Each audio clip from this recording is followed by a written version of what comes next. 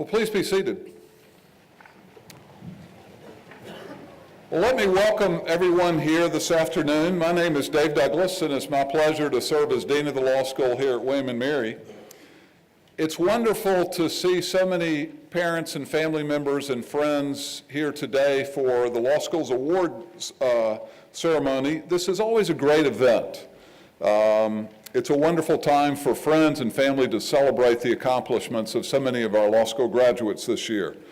Now, some of the awards that we're going to celebrate this afternoon have already been given. And in that instance, we're going to ask the winner simply to stand and receive our congratulations. For other awards, many of which will be announced here for the first time, we'll invite recipients to come down to the front and receive a certificate or receive a plaque. In the case of the plaques, here's the deal. As many of the law students know, the plaques rest on the wall of the law school. So you will receive your plaque. For those of you who do receive a plaque, you'll get to hold it, look at it, have your picture taken with it, and then you have to give it back. Because we will inscribe your name on the plaque and it'll be on the wall in perpetuity. A few of our most special awards will be saved for tomorrow at graduation. So we're not going to go through all of our awards today. We leave a few for tomorrow. And there are a few awards that have been given previously to today that we're not going to recapture today, but some we will. Today is a time of celebration. It's a marvelous accomplishment of the class of 2015. So the rules of engagement are this. If you are pleased with the award of a loved one or a friend, feel free to clap and cheer. Feel free to come down and take a photograph if you will. We're going to move reasonably quickly, but if you're nimble, come catch a photograph. We're going to be photographing pretty much everything, but if you've got your camera, feel free to come down and take a shot. And after the ceremony, there's going to be a lovely reception over in the yard of the Wren Building, which you exit this auditorium, turn left, and just walk into the old part of the main campus, and you cannot miss it. One more threshold matter. You may have noticed that as we processed in, Blake Christopher, the outgoing Student Bar Association president, was carrying this mace. And you might be asking yourself, what in the world is that? And here's what it is. It's actually got a lovely history. This mace was fabricated in the 19th century, and it's an exact replica of the mace that's used in the House of Commons in London. So it's a wonderful thing that it was given to us as a gift, and we use it at all law school formal ceremonies, today as well as tomorrow's graduation. Now we kick off today's award ceremony with Order of the Coif. Order of the Coif is one of the highest honors that law schools confer on students. And this year we will admit 18 students into Order of the Coif and one honorary member. Membership is based on graduating in the top 10% of the class. Now, first of all, let me tell you a little bit about Order of the Coif. What in the world, for the parents and friends, what in the world is Order of the Coif? Odd name, what exactly is it? Well, it's an ancient institution. It dates back to the 12th century. The English Order of the Coif was an association of lawyers from whose ranks judges tended to be appointed, and who had the sole right in the medieval times to appear in English courts as barristers. Only the most able lawyers in England were chosen for membership in Order of the Coif. Now, at the time of initiation of new members of Order of the Coif, there was great ceremony, great pomp and circumstance. There were learned addresses given, bells were rung, feasts were had, much alcohol was consumed. The church would attend, the nobility would attend, the other members of the Coif would attend. There was one tradition of Order in the Coif back in medieval times that we have dispensed with. In those days, the new members of the Order of the Coif paid for everything. We don't require that. A few of you will be inducted into Order of the Coif, and it won't cost you a thing, unlike your predecessors in England.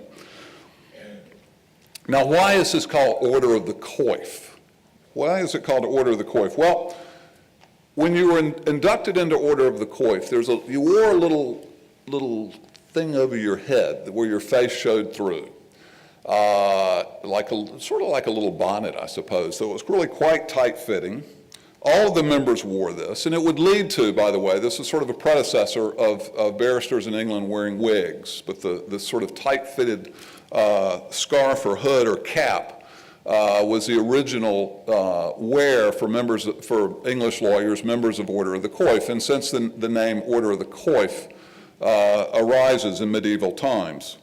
It was always a highly selective group. At any given time in England, there were only about 40 or 45 members of Order of the Coif, again in the early years. And many of England's greatest lawyers were members of Order of the Coif, such as Blackstone and Bacon and Cook and Glanville. So it was a very distinguished group. Today in the United States, there are more than 200 law schools. Only about 80 or 85 have been extended Coif membership, and we happen to be one of those law schools. And again, the criteria is that each law school is permitted each year to induct up to 10% of the graduating class, which is what we'll do today. So let's proceed with the initiation of this year's members of Order of the Coif, and to that end, I'm going to ask Professor Patty Roberts, one of our faculty members of Order of the Coif, to come forward and to read the names of this year's new members. And as your name is read, please come forward.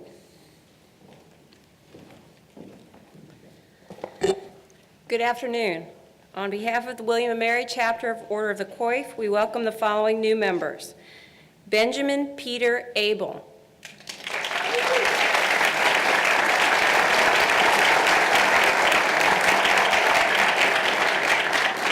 Jillian Margaret Askren.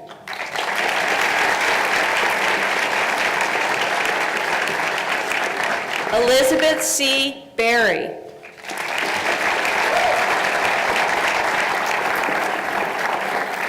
Charles Lindsay Brewer.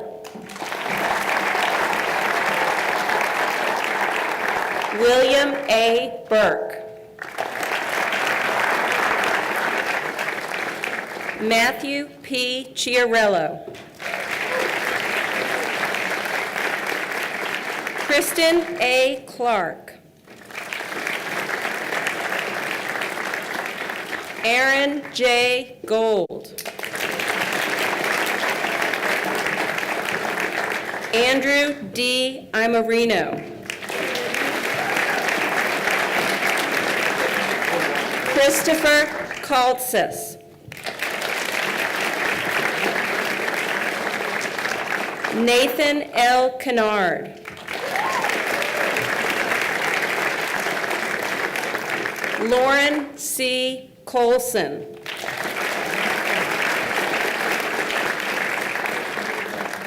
Kelsey Lorraine Ott.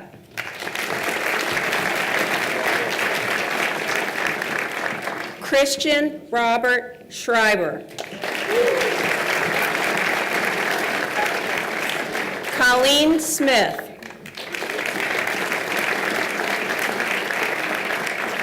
Christine K. Wilson.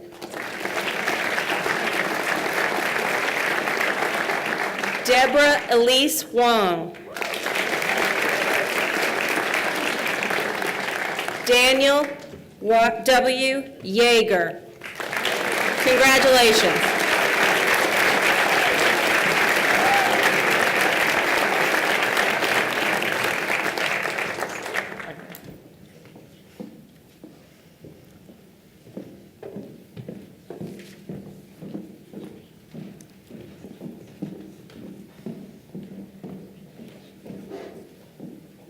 We're going to have a photo op here.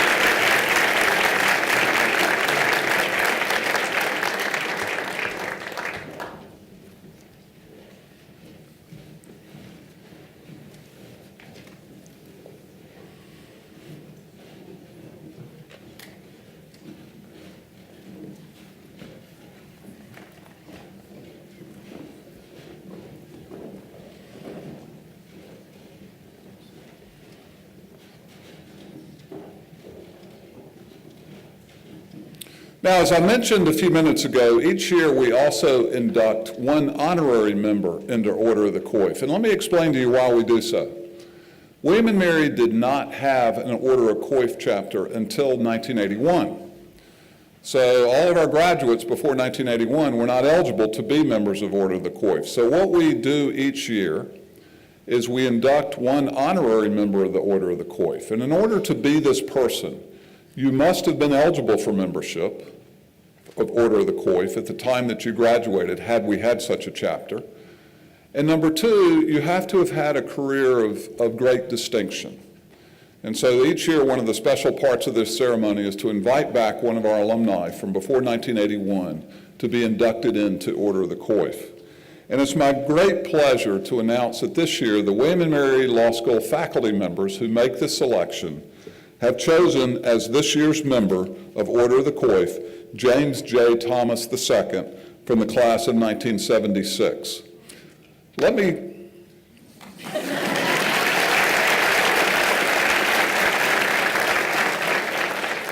going to tell you a little bit about Jim Thomas, and then I'm going to invite, Jim's here, I'm going to invite him to come up and say a few words to the graduating students. Now, Jim Thomas came to William & Mary first as an undergraduate from Allentown, Pennsylvania.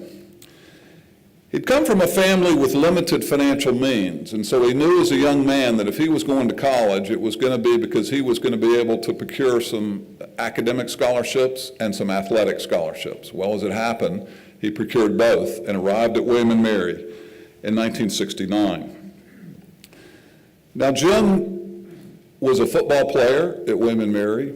He was a wrestler at William & Mary, but he suffered an injury that prohibited him from playing both of those sports. Jim's an active guy, and so he decided he'd learn a new sport. He learned karate, and in fact became a black belt in karate, and then eventually became a professional kickboxer. Was undefeated in Japan as a kickboxer. So Jim is an athlete, even though he got knocked out of his football and wrestling career. Now, after graduating from William & Mary undergraduate in 1973 with a degree in government, Jim came over to the law school. Now, to pay his way through law school, Jim had 3 jobs. This is a little unusual for a law student today, but Jim needed to do that to make his way through law school. So what did he do? Well, first of all, he taught martial arts to William & Mary law students, and then also to soldiers and sailors at nearby military bases. That was job number 1. Job number 2 is he ran an undergraduate dormitory for the students. And then job number 3, he served as a bouncer at a local drinking establishment. So Jim managed law school by balancing these 3 jobs with his studies. Well, how could he perform well in law school doing that? Well, as it turns out, while in law school, he's editor-in-chief of the Law Review. He graduates pretty much at the very top of his class. And at graduation, the faculty, as it does today, selects one graduate as the outstanding student who the faculty believe showed the greatest professional promise. And yes, you guessed it, in 1976, the faculty conferred that award on Jim Thomas. After graduation, Jim moved to Atlanta, and he joined a very high-powered, fairly new law firm, Long & Aldridge, where he made his mark as a litigator and as a business practitioner. And in fact, in time, he became the head of litigation at Long & Aldridge. Now, Long & Aldridge he was on the ground floor of that law firm, but it grew and became really one of the elite law firms in the country. And in fact, today, by virtue of mergers, it's the largest law firm in the world, now known as Dentons. For 39 years, Jim has practiced mostly at that law firm. For a while, he had a firm by himself, but that's largely been where Jim practiced. Now, what's interesting about Jim's practice, again, a lot of it has been a business law and a litigation practice, but he's had a special interest, not surprisingly, in sports law. Let me tell you a little bit about how Jim has pursued this continuing interest in sports and law over the courses of his professional career. He represented and managed the careers of 5 heavyweight boxing champions of the world. Most significantly, 4-time world champion Evander Holyfield, as well as Roy Jones, the legendary middleweight boxer. So Jim had this passion about boxing and had a chance to fulfill it through his clients. He's currently actually developing professional boxing leagues in Mexico, Nigeria, the Philippines, and Indonesia. Some of you know about arena football. Well, Jim was involved with arena football. He was president of the Georgia Force, which was Atlanta's team in the Professional Arena Football League. He also was the first commissioner of the Women's Senior Golf Tour when that was formed, and for many years has served as attorney and advisor to the Professional Karate Association. I'll tell you this on a personal note. I've gotten to know Jim a little bit. He is a man of tremendous drive and tremendous tenacity in the practice of law on behalf of his clients. He is highly ethical. He has served on the professional ethics committee at his law firm. And he's the kind of guy that if you're ever in a tough spot, it's 2 a.m. and you got somebody, you got one call to make, you call Jim Thomas. Jim, if you will come forward, and we would like to induct you into the Order of the Coif.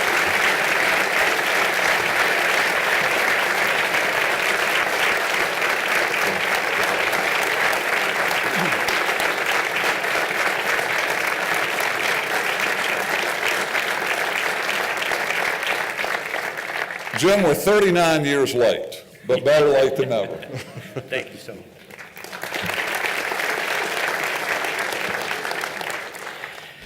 Dean Douglas and members of the faculty, thank you so much for this honor. It means so much to me. I want to start by congratulating the newest graduates of the William & Mary Law School. I think one of the great privileges you have is the privilege that I have had throughout my career. Starting now, you have the great privilege to say with ultimate pride that you graduated not only from the country's first law school, but one of the very best law schools in this country. And I congratulate you for that. Now, as great an individual achievement as graduating from this great institution is, I think all of you would agree with me that none of us did it alone. If it were not for a superb faculty and administration, I would not have been prepared, and you would not now be prepared for a distinguished career. Because of the superb faculty and administration, I was prepared, and you now are. On a more personal note, some say that I've had a career of some distinction. If and to the extent that is true, I certainly didn't do that alone.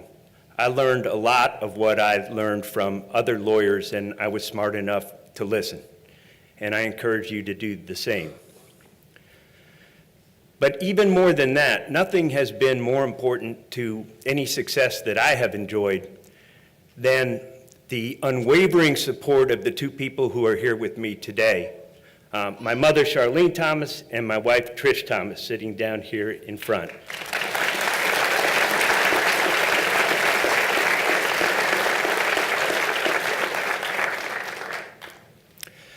I have one further observation looking back on my career. As Dean Douglas said, I was the chairman of the Ethics and Practice Standards Committee of my firm for many years, many years, and there's nothing I'm more proud of than that. I can tell you, when I look back, that you will inevitably, that one of the greatest things about this law school is its great emphasis on putting out citizen lawyers who put ethics ahead of personal gain. I can tell you that you will be challenged repeatedly to swap those around and put personal gain ahead of ethics. I urge you not to do so, because as I look back on my career, the thing that I'm most proud of now is that I can say, and I hope you can say when you're done with it all, that no matter what happened in my career, I did it the William & Mary Law School way. Thank you very much.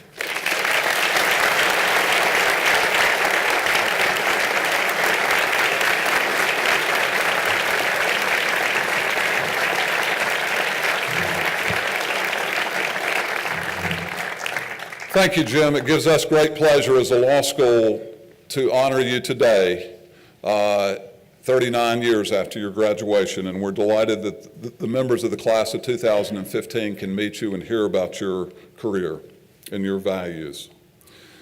The next item that we're going to attend to and address in this award ceremony is to honor those who have won tournaments through the trial team, through the moot court team, alternative dispute resolution team. This is for parents and friends in the auditorium. This is an important part of the fabric of the law school. It's our, if you will, extracurricular activities. It's our football team, if you will, in law school, is the ability to compete with students from across the country in different forms of advocacy or alternative dispute resolution. And what I'd like to do now is read out the names of many individuals who participated in these competition teams in the graduating class who enjoyed a particular level of success.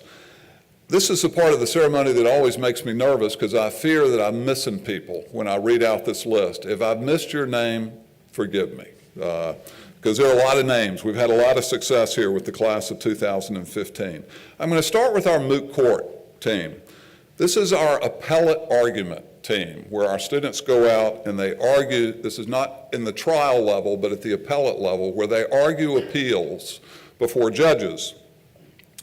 Our moot court team is the oldest in the nation, and it's one of the most successful. In fact, when our law school was founded in 1779, one of the first things we did is we established a moot court team. Moot court actually goes back a few centuries before in England, before we founded our moot court team here.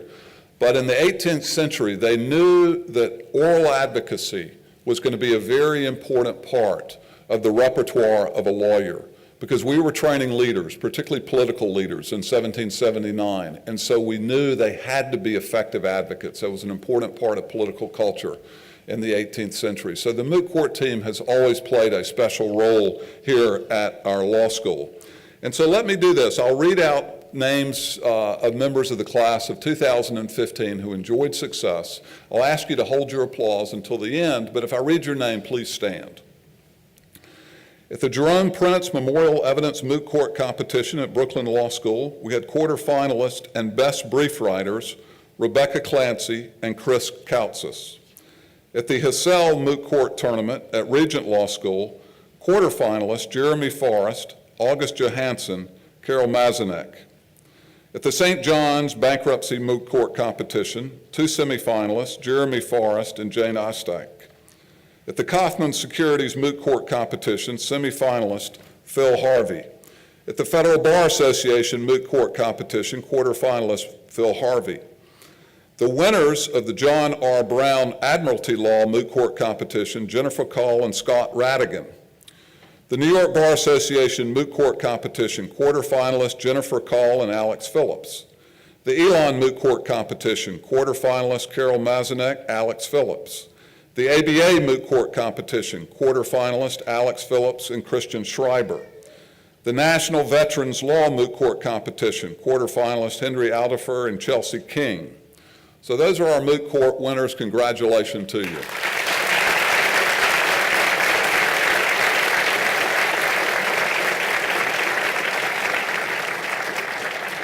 We now move on to our trial team, and I'm going to read the names of those who enjoyed success with our trial team. Now, we have the trial team coach, Jeff Bright, behind me. He'll be up in a second. Jeff, if I miss anybody, you correct me, all right, buddy? Stetson pretrial team, second place, Nate Kennard. White collar competition, best advocate, Blake Christopher. Florida State University, the third place team, Blake Christopher and Sharad Naku. The ABA Regional Trial Competition, best advocate at that competition, Maximilian Meese. The South Texas Moot Court Competition, the best trial brief, Nate Kennard and Will Ladner. The TC Regional Moot Court Competition, second place team, not Moot Court, trial team, Will Ladner. The Gourley Trial Competition in Pittsburgh, we were the first place team and had the best advocate at that competition, Maximilian Meese. Puerto Rico Trial Competition, second place team, Michael Roy. The Balsa Regional Competition, the first place team, Michael Roy and Sharad Naku. The best advocate at that competition, Michael Roy. The Balsa National Competition, we were the third place team, Sharad Naku and Michael Roy. The ABA Labor and Employment Regionals, first place team, Maximilian Meese and Shane Rumball. Congratulations to our trial team members.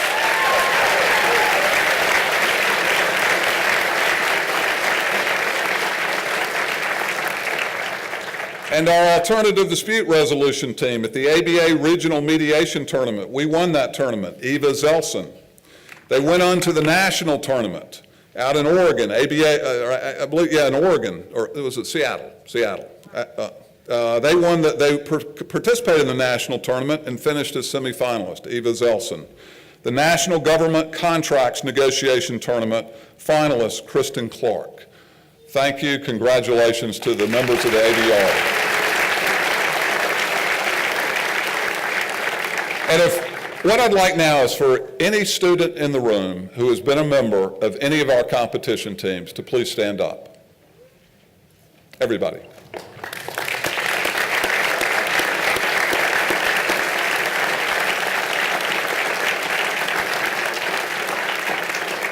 You guys do a great job. It's a fabulous learning experience, and you bring a lot of honor to our law school with your success. Next, we will honor those students who will come into the Order of the Barristers, and to make this presentation, I'm calling for our trial team, Jeff Bright, trial team coach, Jeff Bright. Jeff, if you'll come forward.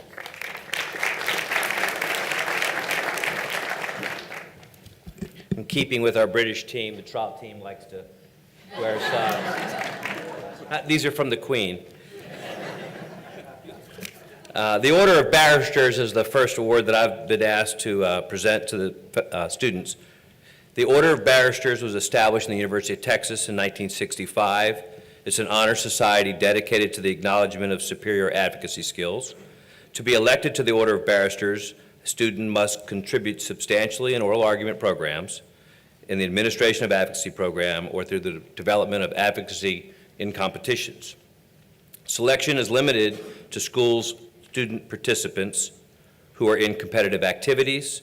Only 8 students can be chosen from the William & Mary Law School, and the selection is made by the national trial team and by the national moot court team from William & Mary. Those people who are going to receive this award, please come up. Jeremy David Forrest.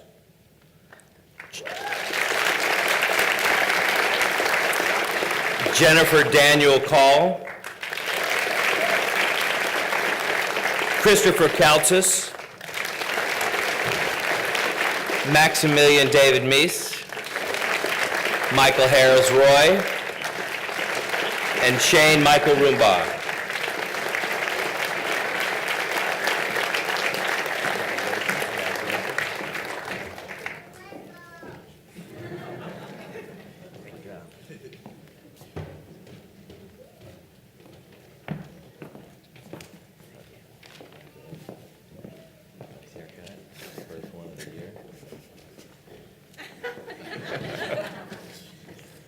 Oh, do I get to go in there too?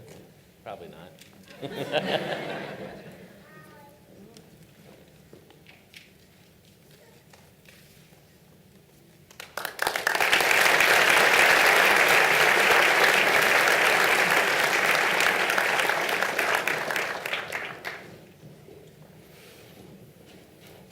Next, I get to give out the award for the Virginia Trial Lawyers Award, which is given annually to a graduating student who excels in the skills of trial advocacy.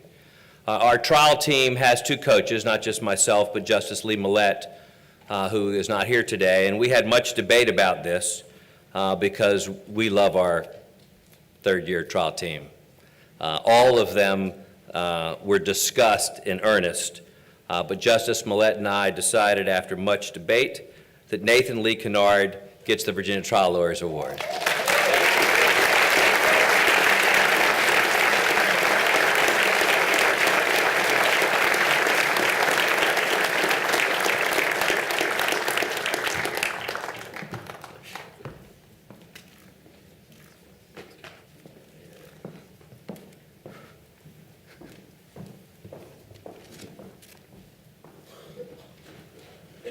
Well, thank you, Jeff Bright. Let me just say a word about Jeff Bright. Jeff is a very successful trial lawyer here in Virginia, but he gives a tremendous amount of his time to our trial team. It is a passion of his. He is deeply invested. He's as excited as they are when they win.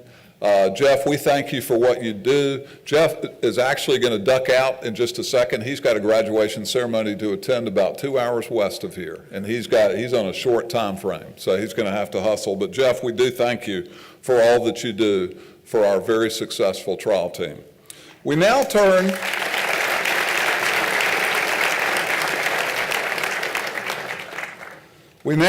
to a series of academic awards. And we will begin with the ABA State and Local Government Award, which will be presented by Associate Dean Ron Rosenberg.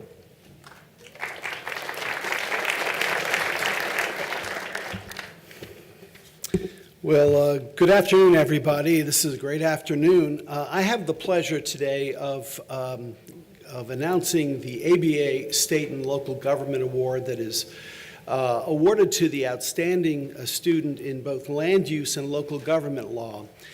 The real award, I've been assured, is in the mail. So the person who gets it will get a certificate today, but that will receive the actual award in, I guess, a few days' time.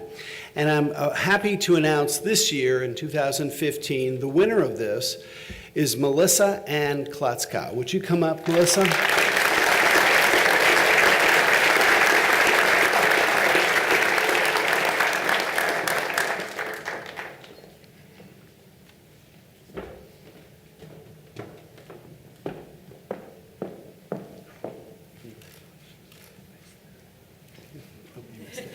This way.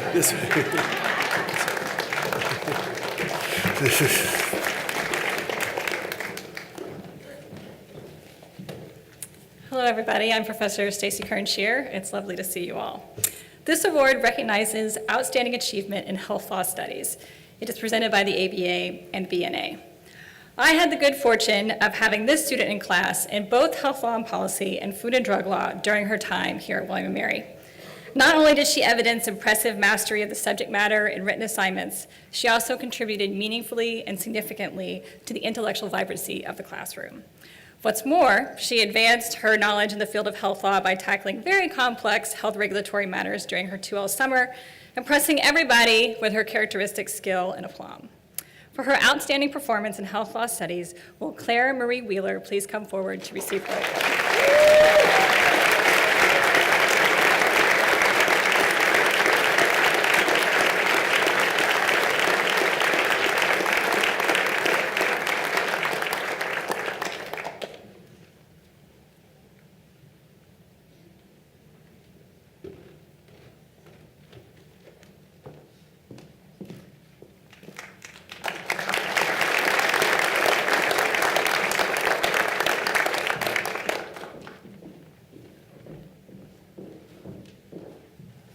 Good afternoon. I'm Professor Sarah Rayatz. The American Bar Association and Bureau of National Affairs Award for Excellence in the Study of Intellectual Property Law honors superior academic performance in the field of intellectual property law. Our recipient this year has earned top grades in each of the IP courses that he took here at the law school: copyright law, trademark law, and intellectual property. He also wrote an independent paper on fair use and parity in copyright law that won high praise from his supervising faculty member. This year, he was part of the winning team in the Game Day Sports Case Competition sponsored by the UCLA Anderson School of Management and the Jeffrey S. Moorad Center for the Study of Sports Law at Villanova University, a competition that brings together JD and MBA students. The William & Mary team defeated an array of teams from top universities across the country. As a member of our national trial team, this student was part of the regional champion team in the ABA labor law tournament 2 years in a row. The student will join the firm of Cooley LLP in their Washington, D.C. office as an associate in their trademark, copyright, and advertising group.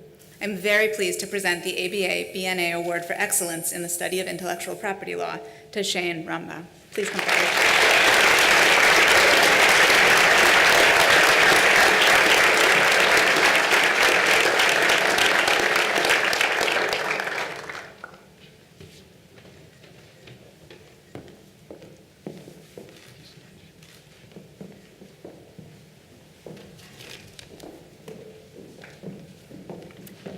Good afternoon. I'm Laura Heyman. It's delightful to see all of you here this afternoon. The Dean's Scholarship and Leadership Award is presented to a member of the graduating class who represents an exemplary combination of scholarship and leadership. We have, as the Dean has already alluded, many graduates who have achieved much in these areas, but this year, the Dean has selected 2 individuals for this recognition, and as they come forward, I'll say a bit about each.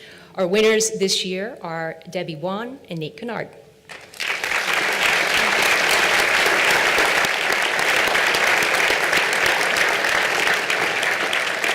So Debbie served as the communications editor on the Law Review. She was the 2013 winner of the Kaufman and Knowles Award for the best overall brief in legal practice.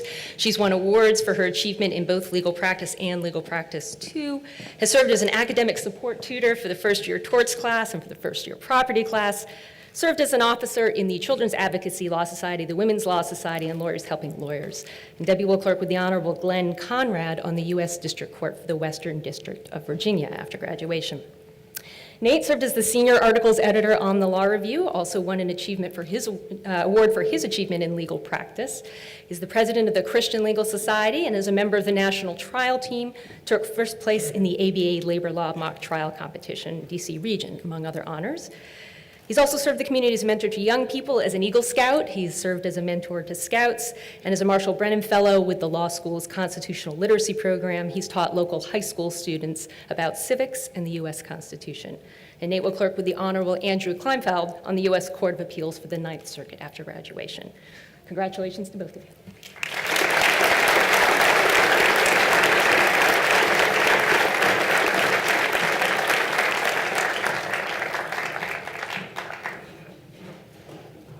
Again. As some of you may know, Benjamin Rush was a physician, avid patriot, constant advocate of colonial rights, and lifelong friend of Thomas Jefferson. A signer of the Declaration of Independence, he also served as the Surgeon General of the Army. So understandably, he is often called the physician of the Revolution. The law school's Benjamin Rush Scholars are those students who have achieved distinction in health law and policy scholarship. They have each written a paper of outstanding quality, demonstrating impressive intellectual rigor, innovative thinking, and superior writing abilities. This year's awardees are recognized for their exceptional work completed during their second year as law students, when they presented their work to the William & Mary Law School community at the Benjamin Rush Symposium. Accordingly, please come forward to receive your award. James Martin Andrus Jr. for his paper entitled Denormalization and Taxation, How Anti-Smoking Campaigns Establish an Effective Blueprint for Anti-Obesity Strategies, and Brooke India Hedig for her paper entitled Living and Dying by the Label. Congratulations to you both.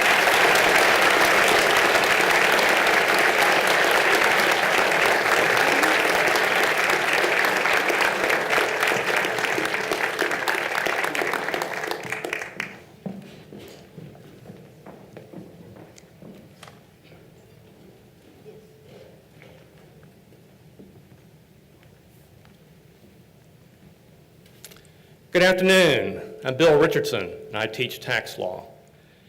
It is my privilege today to present the John E. Donaldson Award for the most outstanding tax student in the graduating class.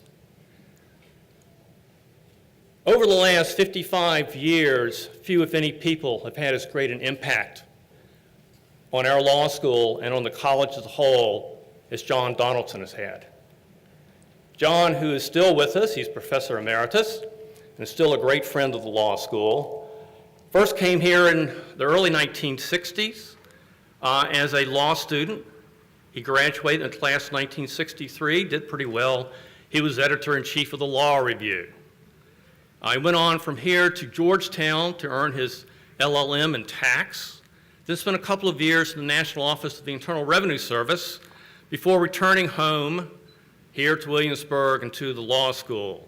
John served on the faculty for 35 years.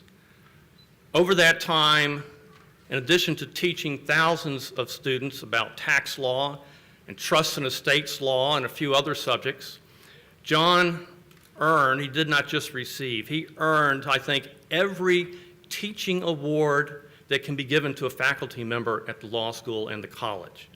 He also earned numerous other awards. He was a leader in the bar, in local government. He served for 8 years on James City County Board of Supervisors, including one term as the chair of the board. Well, post-retirement, John sort of achieves a trifecta of honors for those who are no longer teaching but still loved and admired by the law school. Not only is this award named after him, there's a classroom named after him at one of our large lecture rooms, room 127, and there's a scholarship named after him. There may be other former faculty members who have this trifecta, but I'm not aware of anyone else. So we do not give this award lightly. Anyone who earns the Donaldson Award should be proud of it because it requires great achievement. How does one earn the Donaldson Award? Well, first, you have to have taken at least 3 tax courses. Don't look shocked. There really are students who take at least 3 tax courses. In fact, I think I counted in this class, there are at least 9 that I know of. And one has to excel. This year's recipient of the award excelled in every way possible. This is a female student who wins the award, took 5 tax courses for grades in addition to participating in our federal tax clinic and authoring an independent writing paper on a tax subject. And at least 4 of the 5 classes that are graded, I'm not sure about the 5th, but at least 4 of the 5, she earned the highest grade in the course. All A's, not just an A, never an A minus, but the highest numerical grade in the course. For her outstanding achievements, as a tax student, I am proud to present this year's John E. Donaldson Award to Christine Wilson.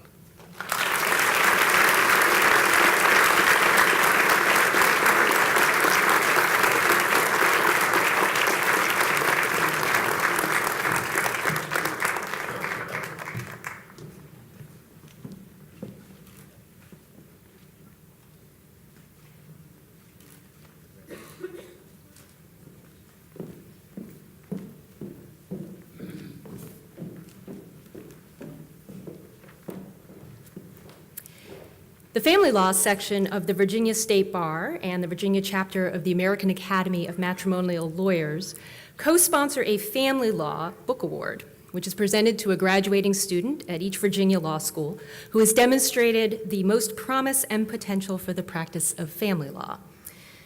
The recipient this year is receiving the award for her outstanding performance in her family law class, and she will go on to great success in her career, starting with clerking at the Norfolk Circuit Court after graduation. I'm very pleased to present this year's Family Law Book Award to Brooke Heddick.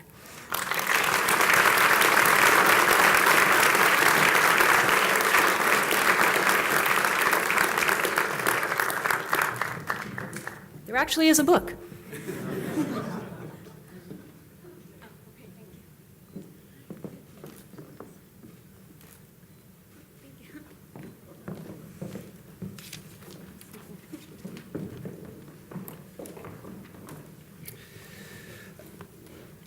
I have the pleasure of giving 2 awards now to some of our students who are not part of the JD program. For those of you who are not from the law school community directly, we have an LLM degree, a master's degree, that is offered to students from all over the world. They come here and they take classes for 1 year, 2 semesters, and they sit next to all of the JD students in their classes. This award, entitled the Graduate Academic Excellence Award, is the analog to the Order of the Coif Award that was awarded at the beginning of this meeting. And it is given to the students who have performed the best in all of their courses for 2 semesters, the top 10%. So you can imagine coming to the United States and taking courses in a language that is not your own, but also sitting in the same classes with these excellent JD students that we have. So I'd like to present this award to the following 4 people. Mungsheen Esther Kui.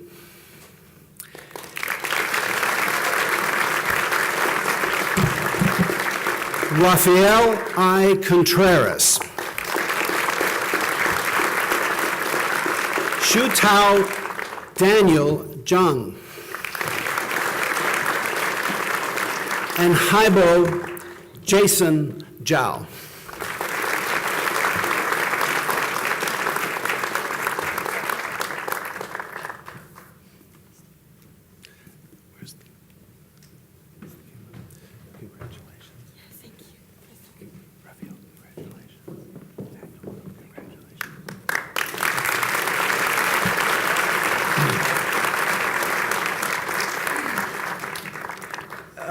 The second award is given to the same LLM students, but this award is for something slightly different. Each of them, in addition to their substantive courses, has to take a special course on legal writing. That's legal writing in English, of course. And the two students whose names I will call in a minute have been the top students in each of their classes, graduating first in each of their writing classes. And I was going to let Jason have a seat back, but he's going to have to return in a second. So I'd like to present the Excellence in Legal Writing Award to Angie Shen and to Jason Zhao.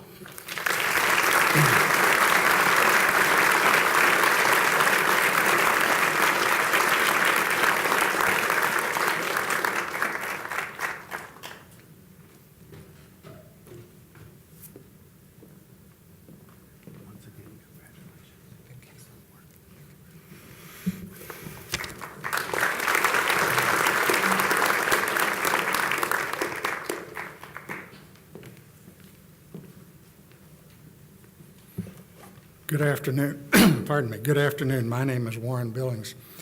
Let me add to the chorus of welcome to the parents, friends, and family of today's honorees. I'd also like to congratulate the recipients of the various honors that are being conferred this afternoon. Each of you, I think, bears vivid testament to your lively commitment, pardon me, to the pursuit of academic excellence. I teach the history of American law, so it falls to me to award the William Hamilton Prize in Legal History.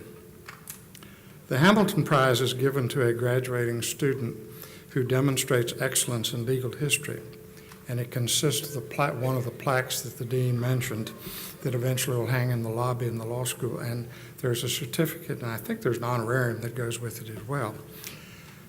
This year, the Hamilton Prize goes to Blake Christopher for a paper he produced for my seminar in early American legal history. This was an easy choice in some ways because I always found Blake a curious student. He was just a lot of fun to have for a student. One of the many students that I've taught here who, because they are curious and they're fun to be around, that makes teaching here the joy that it has been for me for these several years. But more to the point, his research was impressively sound. His arguments were carefully grounded, and his writing was artfully contrived, which are all hallmarks of high-class scholarship. The paper explored the context out of which came the Alien and Sedition Acts of 1798. As Blake showed, these laws arose in the fraught times when Americans were deeply divided over the Republic's response to the French Revolution. Those divisions raised vexing questions about the limits of free speech, liberty of the press, and the right of the federal government to attempt to control criticism and or to suppress opposition to its policies. That debate, he concluded, reflected the same dilemma that nations throughout history have faced. Where on the scale of justice, he wrote, ought the balance exist between liberty and security? Blake, I congratulate you.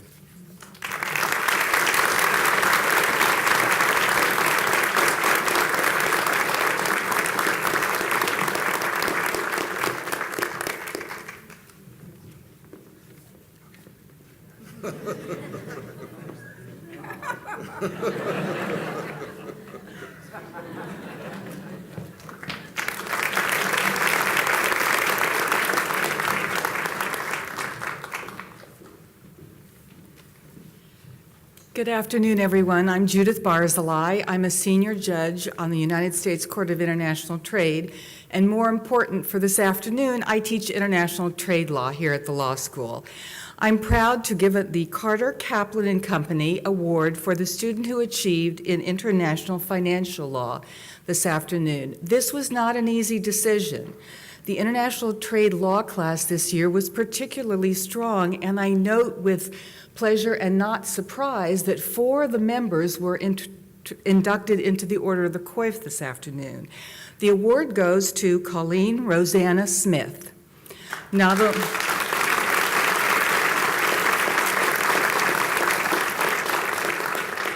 only did Colleen write an excellent final, but she contributed significantly to class discussion, from explaining to us how vigorously Idaho potato farmers guard their intellectual property, to searching out an esoteric law review article on a point of U.S. customs duty law.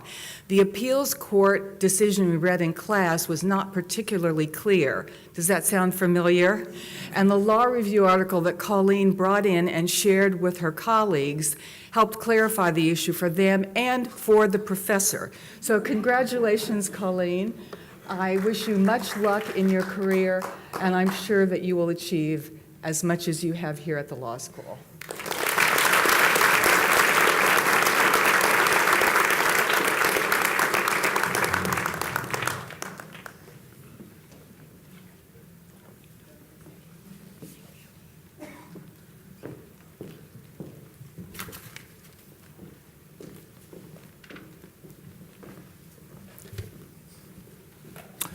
Good afternoon, I'm Chris Abel. The generosity of John G. Krutchko makes possible the annual recognition of a graduating student who has excelled in labor law and employment relations.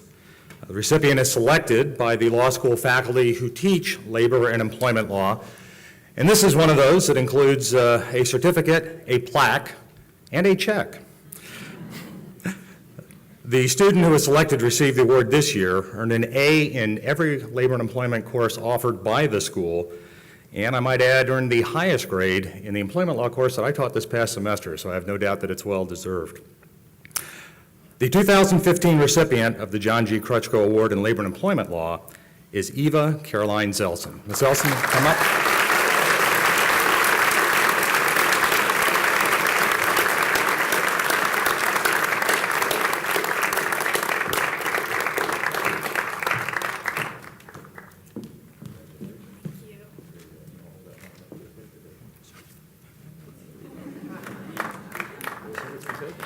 Here we go.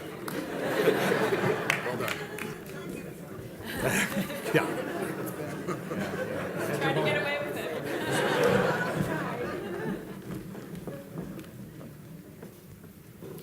Good afternoon. I'm Laura Killinger, and I'm the Director of the Legal Practice Program here at William & Mary. The Legal Practice Program seeks to prepare every graduating student for the demanding practice of law. The program requires students to complete courses during their first and second years that not only focus on legal research and writing, but also other critical lawyering skills, such as interviewing, negotiations, and oral communications. The Legal Practice Scholars Award honors those students who have excelled at every element of lawyering skills. In order to receive this award, these 22 recipients have earned a mean GPA in the legal practice program through all semesters of at least a 3.8, which is about 2 A's and an A- or higher. Each award winner will receive a certificate.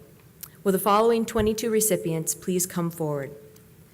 Benjamin Abel, Charles Brewer II, Christopher Brown, William Burke, Sean Campbell, Caitlin Canavo, Philip Harvey, Elizabeth Heddleston, Nathan Kennard, Lauren Coulson, William Ladner, Peter Landsman, Kelly Martin, Kevin Meggs, Lamia Musa, and Sharzad Niku, Rebecca Ann Perry, Kevin Ryan, Colleen Smith, Anjali Vora, Catherine Westfall, and Deborah Wong.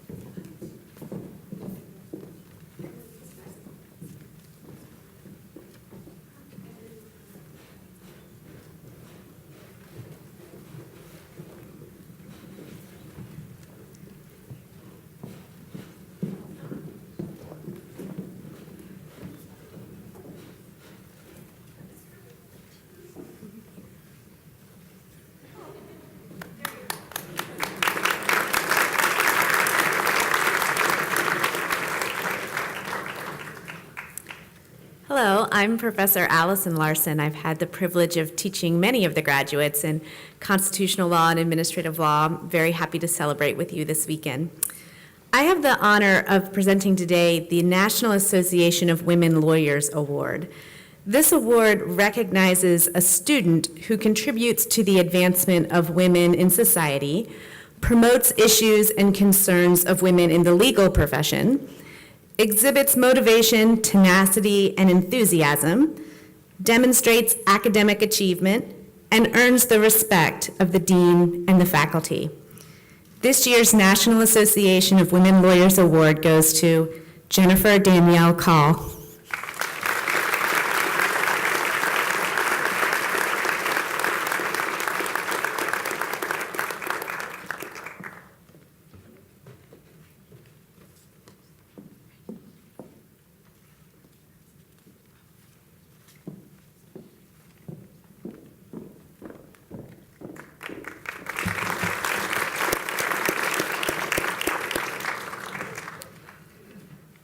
So I want to talk to the parents and friends for just a second. An important part of legal education is this thing called working on a law review. Now, what in the world is that? This is the students actually, this is the forum through which legal scholarship is published in the United States. And these journals, these scholarly journals, are organized completely by law students. It is incredibly painstaking work. It is incredibly time-consuming work, but it's also incredibly valuable work. And many of our students participate each year on a law review. And in fact, at the law school, we have 5 law reviews. We have the William and Mary Law Review, which is our oldest. We have the William and Mary Bill of Rights Journal, the William and Mary Environmental Law and Policy Review, the William and Mary Journal of Women in the Law, and the William and Mary Business Law Review. Now, these 5 journals this year published more than 6,000 pages of legal scholarship. And I have no idea how many thousands of hours were spent site checking and making proofreading and going through the painstaking work that goes through, that is involved with running a law review. Now, one of the marks of a law review and the success of a law review is the work that you've published, does anyone pay attention to it? In other words, and this is one of the ways in which we view the status of a law review, does anyone cite the work that you've published? Is it cited by other lawyers? Is it cited by other legal scholars? Is it cited by judges? And so, because we're lawyers and we like to count everything, every year, there's an assessment done of how often the work of every law review in America, how often it's cited. And so I want to tell you a little bit about how our law journals do in this metric, because we have some of the most cited law reviews in the United States. The William and Mary Law Review is the 21st most cited law review in the United States. And then with our 4 specialty law reviews, the William and Mary Bill of Rights Journal, the William and Mary Bill of Rights Journal is the 2nd most cited specialty law review in the field of civil rights, and the 3rd most cited specialty law review in the field of constitutional law. The William and Mary Environmental Law and Policy Review is the most cited specialty law review in the field of energy law, and the 6th most cited law review in the field of environmental law. The William and Mary Journal of Women in the Law is the 6th most cited specialty law review in the fields of gender studies, women, and sexuality. And finally, our newest law review, the William and Mary Business Law Review, is the 13th most cited law review in the field of corporations and business associations. So congratulations to all of our students who work on one of our law reviews for the tremendous high-quality product that you produce and the important impact that you are having on American law through your work. And I'd now like to invite every student who's worked on one of these 5 law reviews to stand up.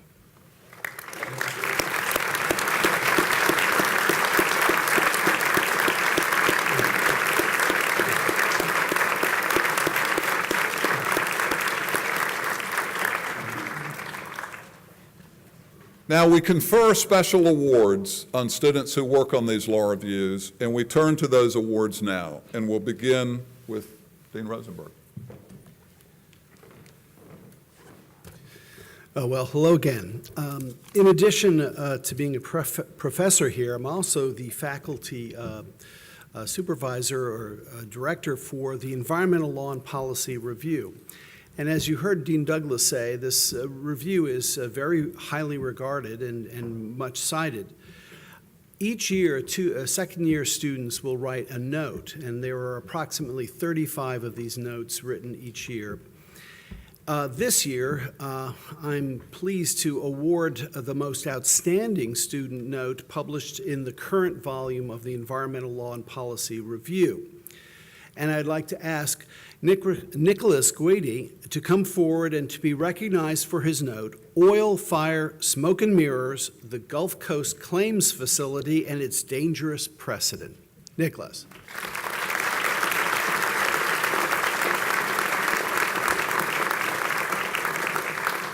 Well, either Nicholas is already celebrating his award, and probably that is the case, but we will make sure to get this plaque to him. I'm also very honored to be able to grant a second award, a second prize, this one the Thomas Jefferson Prize, and this is for our Bill of Rights journal, and this too is for the best note during this year. This is the Jefferson Prize is given to the best note that addresses a, quote, novel and timely issue in constitutional law, and usually does so in a very clear and persuasive manner. This year, I'd like to call up Catherine Westfall, who has written for her note, Voided Vows, Annulment as a Full Faith and Credit Solution to the Same-Sex Divorce Conundrum. Catherine.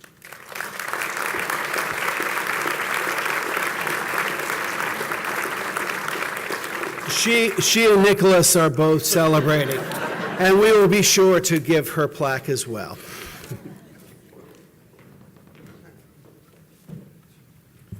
Hi, I'm Rob Kaplan, and I, like everybody else on the stage and members of the faculty administration, couldn't be here, have the best jobs in the world because we get to spend 3 years with incredible students that are here today, and it's a privilege and an honor to have a chance to work with all of you. The William & Mary Business Law Review Best Note Award is given this year for the note, the post-2008 lending environment and the need for raising the credit union member business lending gap. The author argues for the recent legislation raising the lending gap for small businesses to aid Main Street's recovery from the 2008 financial crisis.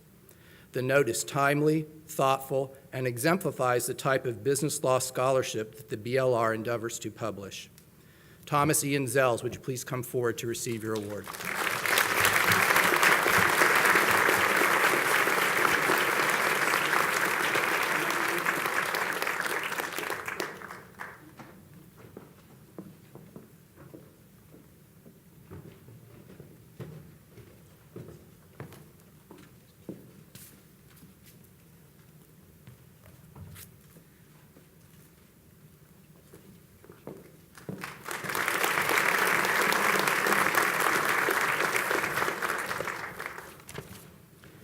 The William & Mary Business Law Review Outstanding Member Award recognizes this year Brian Focarino.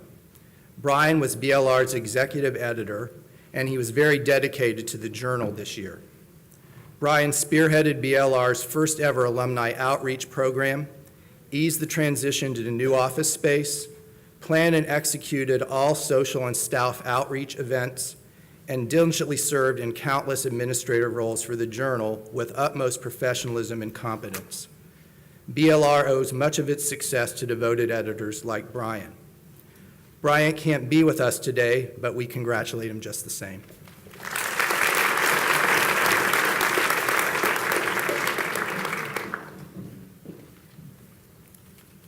I love hearing the titles of these notes. It gives you an idea of just how in-depth the research is that the students do as they write them.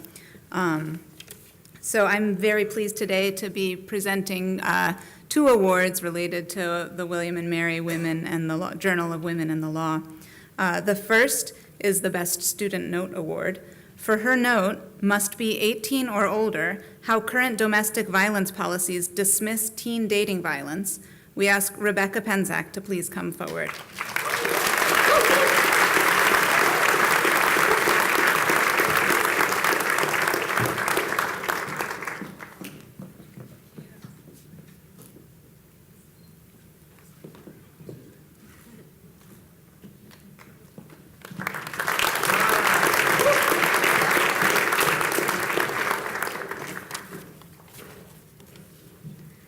And this year, the Women and Mary Journal of Women and the Law Outstanding Member Award goes to Chelsea Victoria King. Please come forward to be recognized.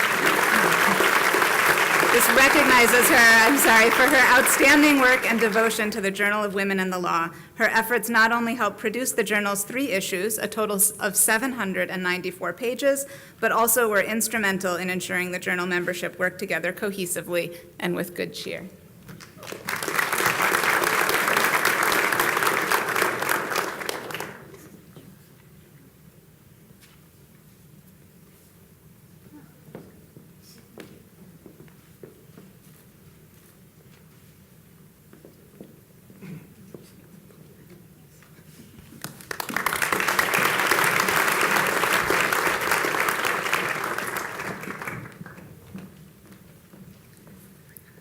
I am extremely honored to present the award for the William Mary Law Review Best Student Note.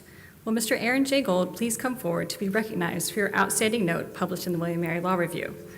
Aaron's note was entitled, "Obscured by Clouds, the Fourth Amendment and Searching Cloud Storage Accounts Through Locally Installed Software." Aaron's note applied the Fourth Amendment to the digital age.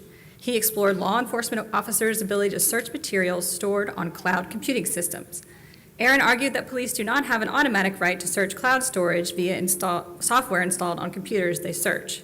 Instead, he concluded that the police remain constrained by the Fourth Amendment's warrant requirement when conducting searches on computers or other similar devices. Please accept this award for your outstanding contribution to the scholarship of William Mary.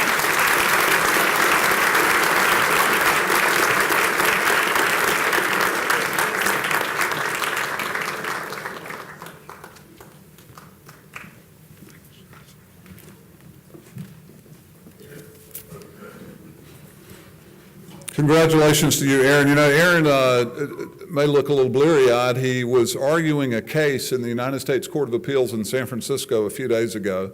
So he's just as part of our appellate litigation clinic, and it's actually I watched it's on the internet. You did a great job, Aaron. So congratulations on your argument and your award.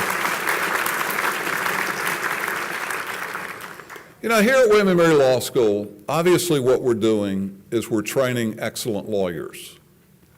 But we have a second task, which is to make sure that the lawyers that we train are highly ethical and have a powerful sense of professionalism.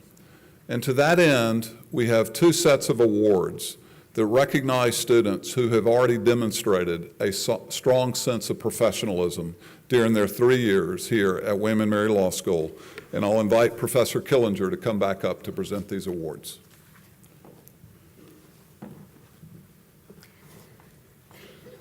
A few moments ago, I described to you what the legal practice program strives to do here at William and Mary, to teach students not only to become excellent legal writers, but also just excellent legal communicators.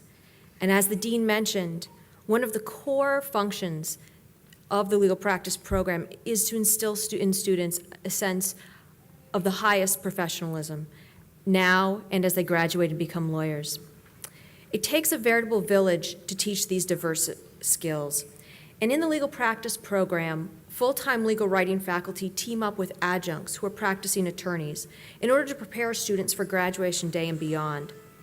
Each year, the full-time legal writing faculty and the adjunct practitioners together select one student from each section to receive the Gambrell Professionalism Award.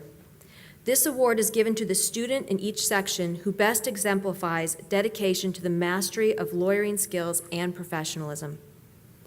Each recipient will receive an inscribed Jefferson Cup and a certificate commemorating the award. This year's recipients are Benjamin Abel. Please come forward.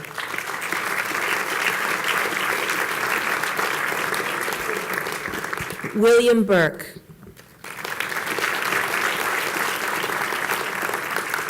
Matthew Chiarello. Megan Griffin.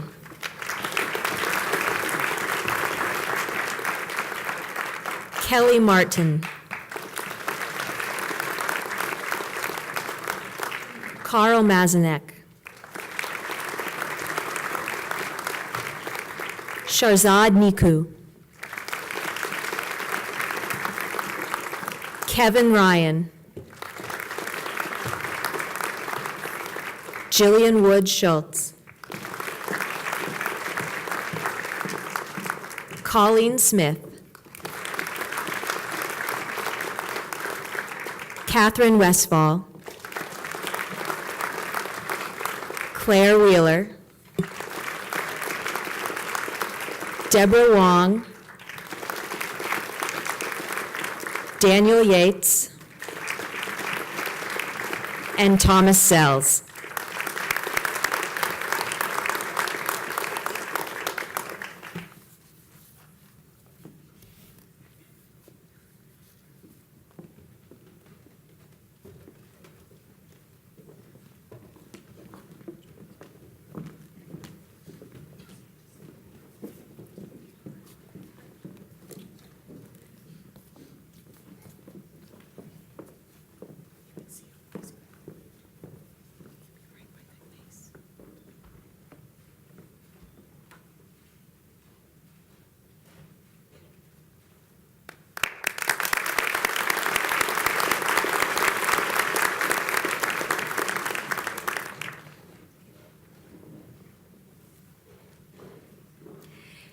It also gives me great pleasure to present the Spong Professionalism Award. The Spong Professionalism Award winner is chosen from the Gambrell, from one of the Gambrell Professionalism Award winners, This award is given by the Society of the Alumni of the College of William & Mary to the third-year law student who best exemplifies professionalism and ethics in the area of legal practice. The Spong Award is selected by the Legal Practice Executive Committee, and the recipient receives a Jefferson Cup, a certificate, and a check. This year's recipient has demonstrated unwavering integrity, professionalism, and graciousness, not only within the legal practice program, but in virtually every aspect of this university community. Not only did he work tirelessly to master legal skills, but he has been a role model to junior students as a fellow in the legal practice program. He is the first person to volunteer to help in every setting, be it at graduation, helping incoming students, or chauffeuring the Dalai Lama to the airport. The 2015 recipient is Daniel Yates.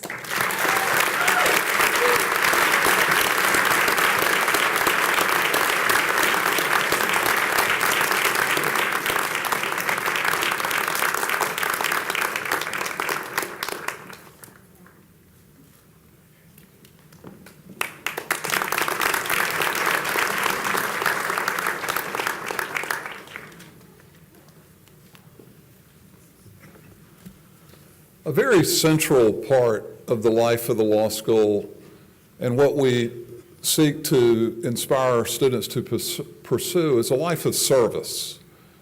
One of our core ethics is the notion that we are training citizen lawyers, and that is the notion of training folks who will use their legal skills for the greater good, not just in their own self-interest, but for the interest of larger society. And so we have several awards that recognize the service contributions that our students have made. And I'd like to begin this segment of the awards program by conferring our Dean's certificates. Each year, for a small number of students, we recognize their service to the law school through their various activities in the law school by means of one of these Dean's certificates. So I'm going to invite the following group of students to come forward. And why don't we do this? Well, I'll ask the audience to hold your applause until everyone's up here, and then we will, full-throated applause can follow. Henry Aldifer, Blake Christopher, Kristen Clark, Ariane Nicole Dennis, Brian Faccarino, Dara Gibson, Nicholas James Guidi, Bellama Idanaboye, Christopher Kaltsis, Jason Kane, Chelsea Kaufman, Nathan Kennard, Jessica Kim Olsen-Zhang, Forrest Riley, Michael Roy, Julian Schultz, Brian Shea, Violet Miranda Stephen, Drusilla Tigner, Susan Vermillion, Caitlin Whalen, Claire Wheeler, and Danny Yates.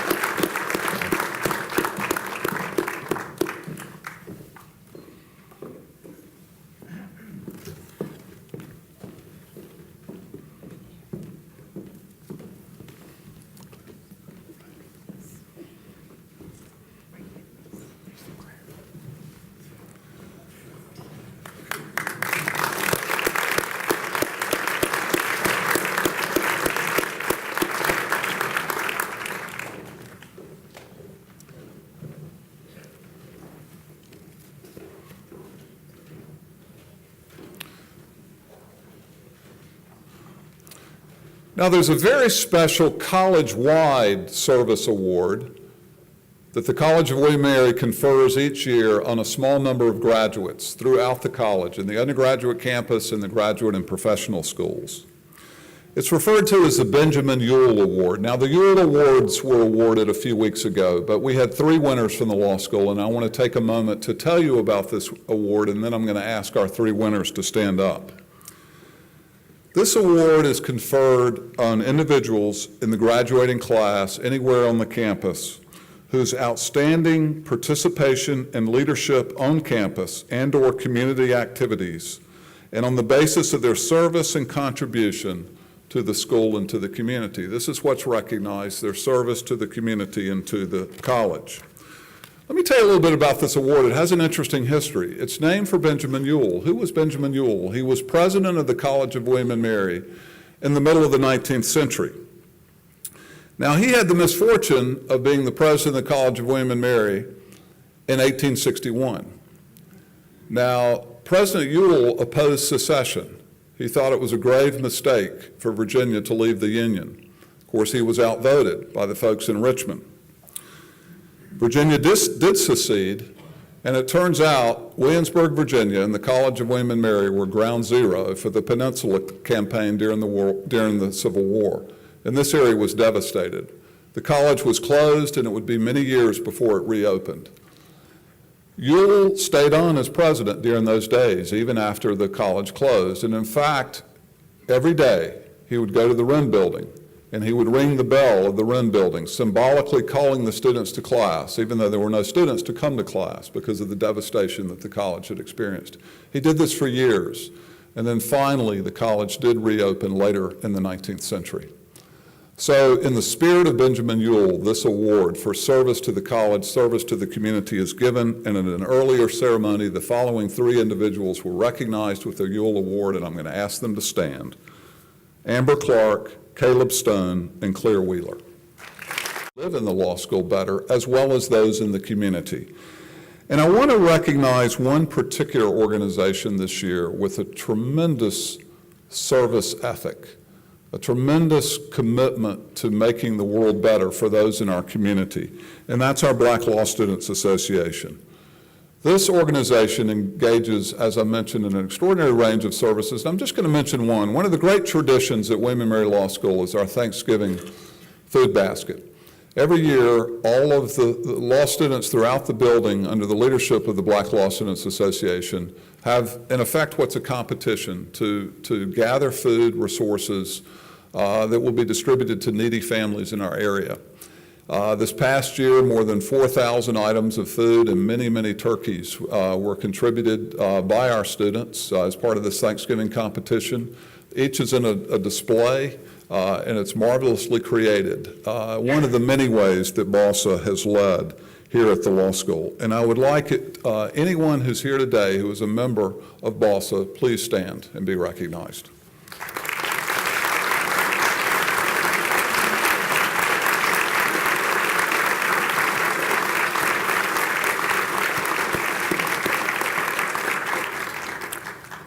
And I would like to call Professor Patty Roberts up to continue the conferring of awards of service. Hello again. I have the honor of being the director of our clinical programs. We have 8 legal clinics here and 1 practicum as well. And for the students who take part in a clinic, the role of lawyer becomes very real. Each student has their own cases and considerable autonomy in the representation of clients while still benefiting from an attorney who is serving as their professor. The William & Mary clinics provide thousands of hours of pro bono legal services, helping community members with their unmet legal needs. If you've participated in a clinic serving our community, please stand and accept our thanks.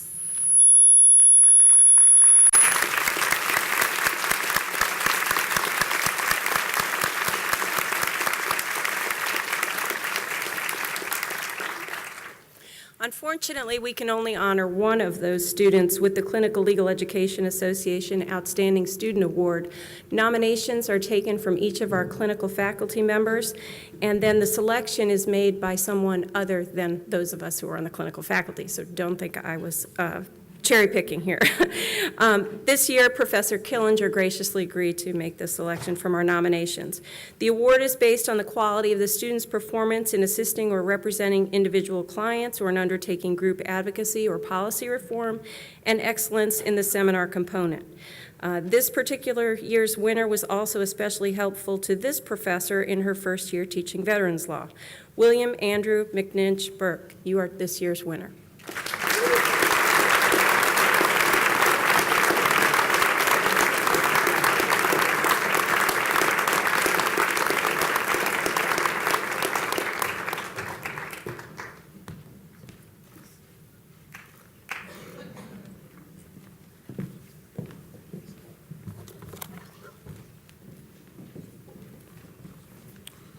We have a student organization, the George Wythe Society at the law school, that has a special commitment to imbuing a sense of the citizen lawyer and that ethic and all that it means in our community.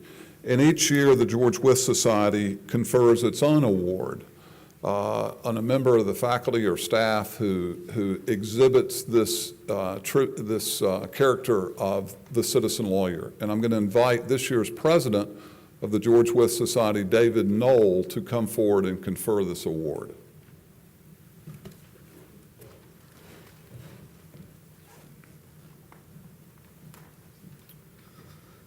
In selecting this year's award winner for the George Wythe Society Award, it was not hard. We looked around the faculty and staff at the college, and there was one person who uses their time in school and out of school to further the community and improve those around them.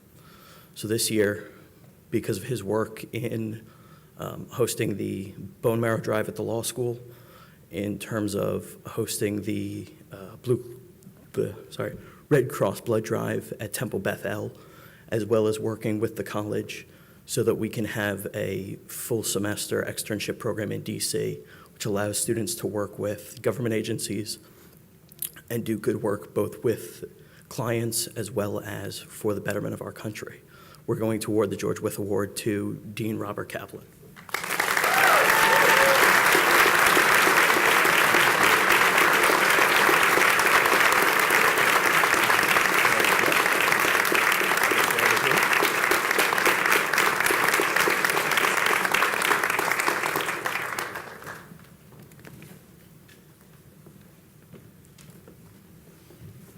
One of the most important student organizations at our law school is our Honor Council. The Honor Council protects and nurtures a climate of trust and integrity that is essential and central to the life of the law school. And so I'd like to recognize the members of the class of 2015 who have served on the Honor Council. And to that end, I would like to begin by inviting forward the student that led the Honor Council this year, Chelsea Kaufman. Chelsea, would you come forward?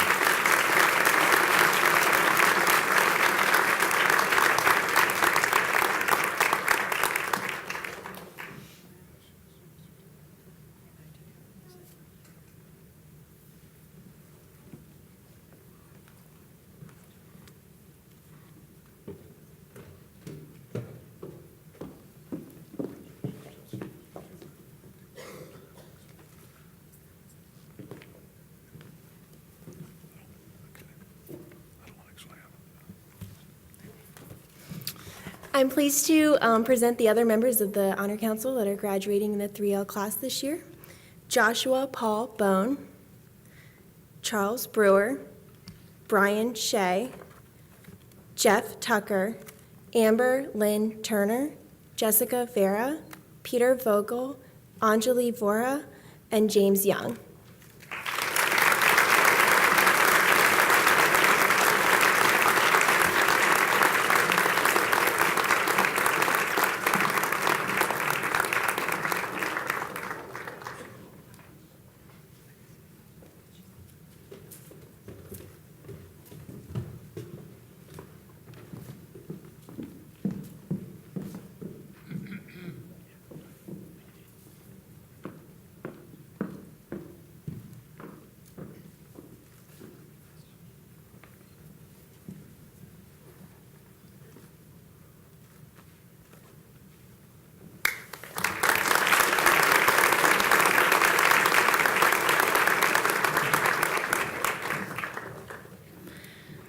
I'm proud to return to the podium in my role as the director of the Lewis B. Puller Jr. Veterans Benefits Clinic.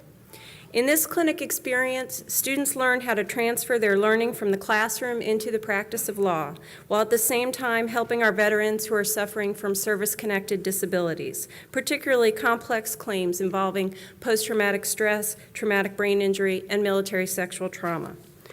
We represent those who served in recent conflicts as well as those who stopped wearing their combat boots long ago. Before we proceed, I would like to ask that our family and friends who are veterans please stand so we can recognize you for your service.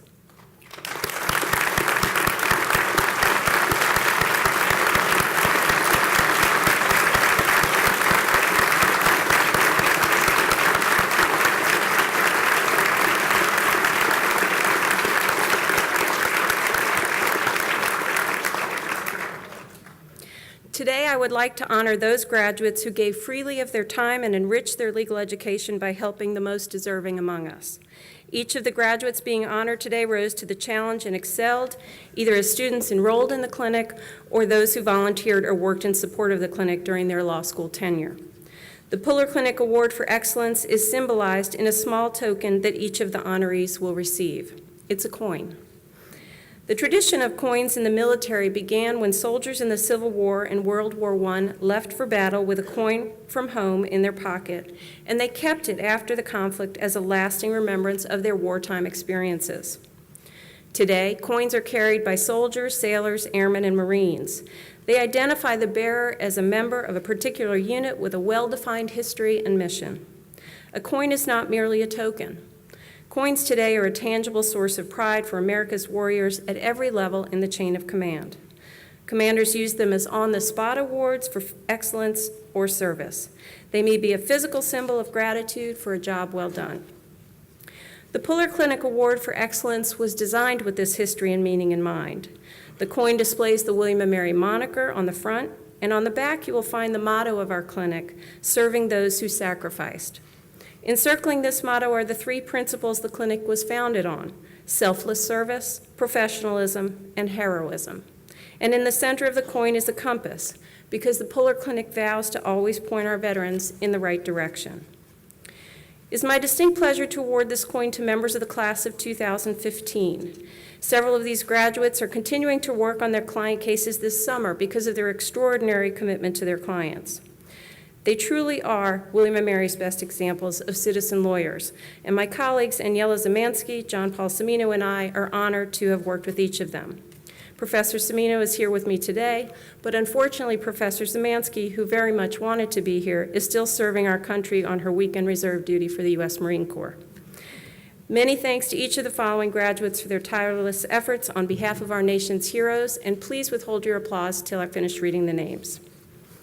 Henry Dom Alderfer, James Martin Andrus Jr., Matthew Preston Brandstetter, William Andrew McNinch Burke, Jeremy Spencer Cole, Richard James Crockett, Kang He, Jennifer Daniel Call, Chelsea Victoria King, Samantha Ashley Lovin, Maximilian David Meese, Kelsey Lorraine Ott, Alexis B. Patillo, Alexander Joseph Rydell, Joshua Matthew Reynolds, Shane Michael Rumbaugh, Kevin John Ryan, Caleb Ray Stone, and Amber Lynn Turner.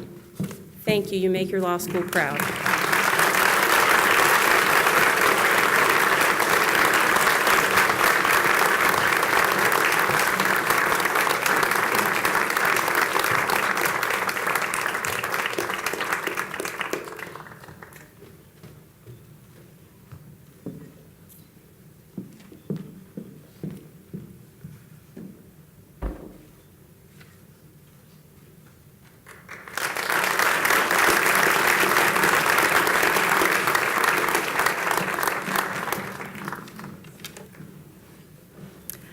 I'm Crystal Shin. I'm the managing attorney and director of the Pele Special Education Advocacy Clinic.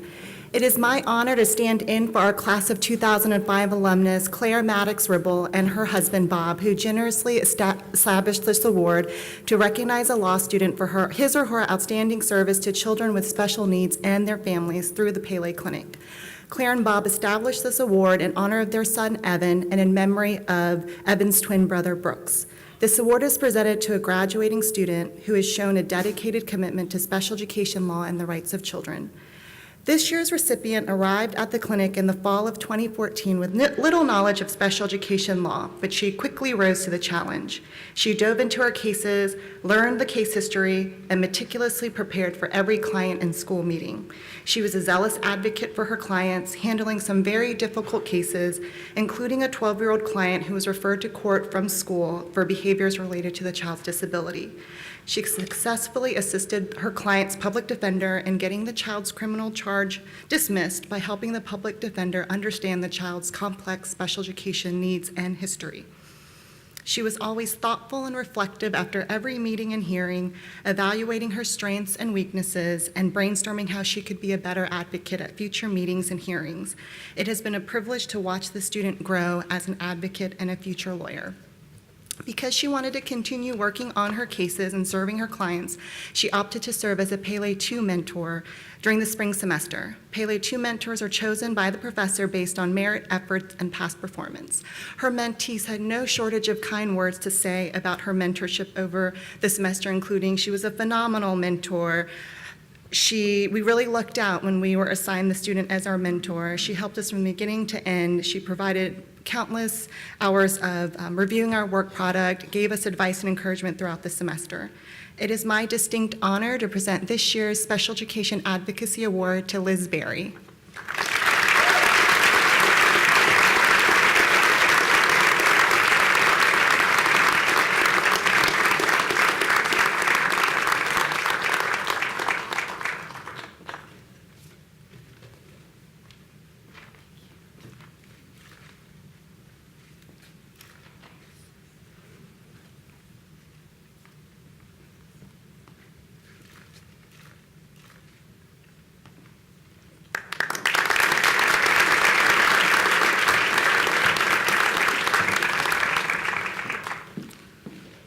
The law school's student government organization is called the Student Bar Association. And this year, the Student Bar Association was led with great expertise and success and panache by Blake Christopher. Blake, I want to invite you to come forward with next year's SBA President, Scott Kristeniak, to present your awards.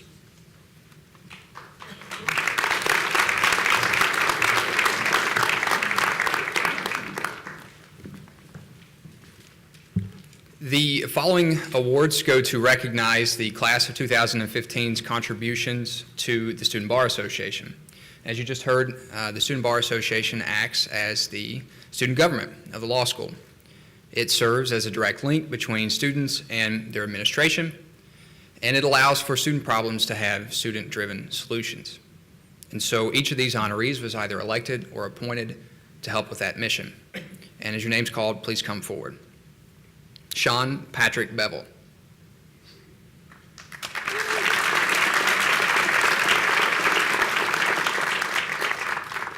And some of these folks aren't here with us today, but I'd like to recognize them anyway. Rachel Nicole Bushman.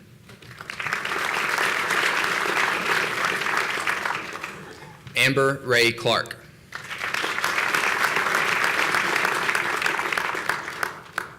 Michael Anthony Hendricks.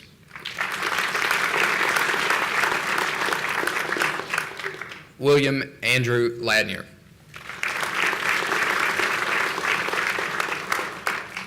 Lamia Musa.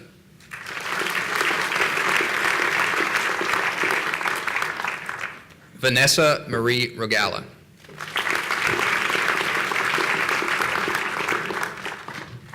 Colleen Rosanna Smith.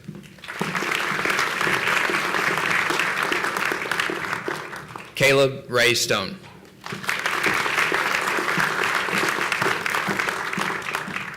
Peter West.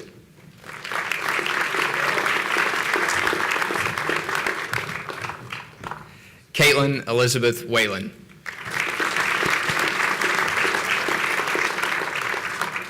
And Aaron Morris Wolansky.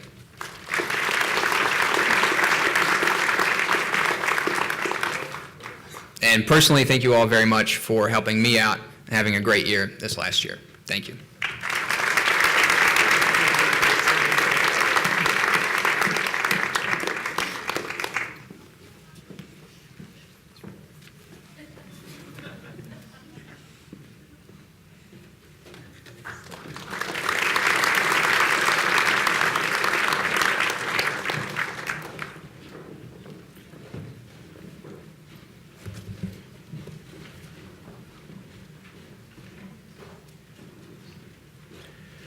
So, loved ones and friends, it's clear that our students work hard, right, from all the achievements that they've been recognized for today.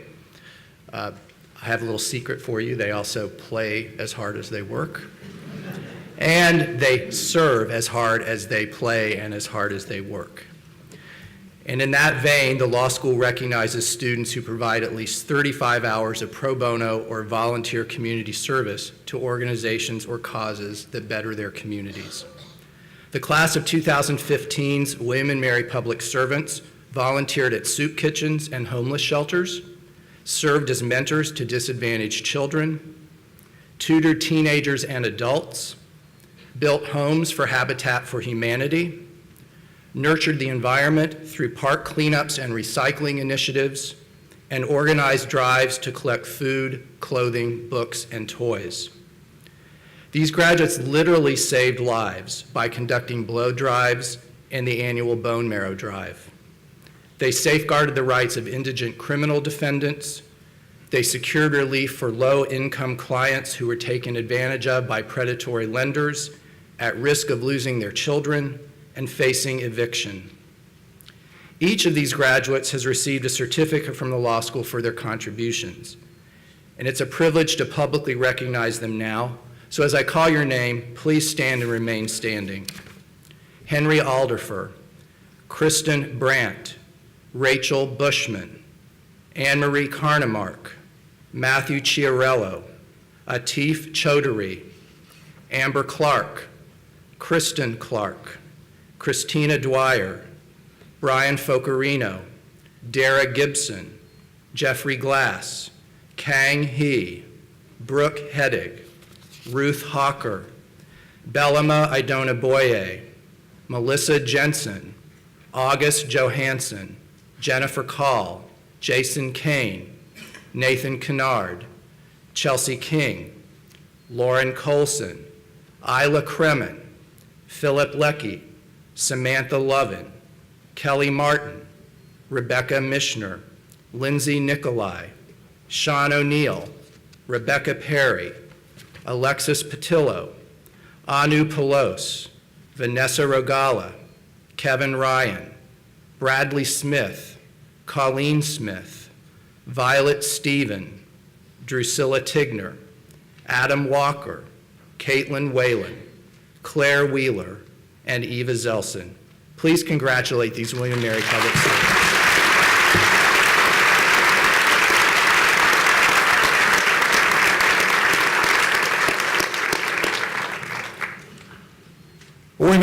Our award ceremony comes to a close, and for you, family and friends, as you can see, we have a very distinguished group of students who have accomplished so much. And one of the pleasures of the work that we have as their faculty is to see what becomes of themselves and how they use their legal skills and how they use their talents in the future years. And we look forward to following each one of you. But now it's time to continue the celebration. I hope that you'll all join us over at the Wren Building right now for a lovely reception. So just walk out the back of the building, turn left, and follow the crowd. Thank you very much.